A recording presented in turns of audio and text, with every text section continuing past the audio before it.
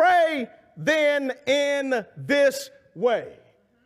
This is a continuation of what Jesus has already taught about prayer. Sincerity in our prayer life from Matthew chapter 6, verses 5 through 8.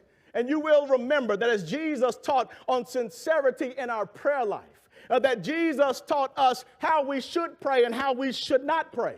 That when we pray, that we are to go into our closets where nobody can see us. And we ought to close the door. And we ought to bow before the maker of heaven and earth. And we ought to make our supplications. And the God who sees in secret will reward us openly. That's how the believer is to pray. But Jesus also tells us how we should not pray. We should not pray to be seen by men, in order to be viewed by men, in order to be heard by men. For if we are seen by men, viewed by men, heard by men, we have our reward. Jesus says also, and this is key, friends. Jesus says that when you pray, don't use meaningless repetitions. Now it's fascinating that Jesus says don't use meaningless repetitions.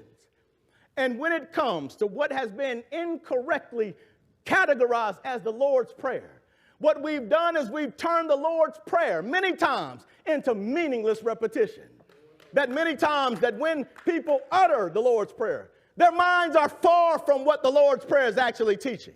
That many times that if you was just to strike out at a football game or at some athletic event or at some concert and you would begin to recite what is found here from verses 9 to verses 13, the whole crowd would begin to say, "Our Father who art in heaven." And at the same time, I would suggest to you that many people in the crowd would have their hearts and their minds far away from the petitions that are being made. They have turned this into meaningless repetition. Jesus says that, listen, if you want a hearing in heaven, your heart and your mind and your soul has to be in what you are praying.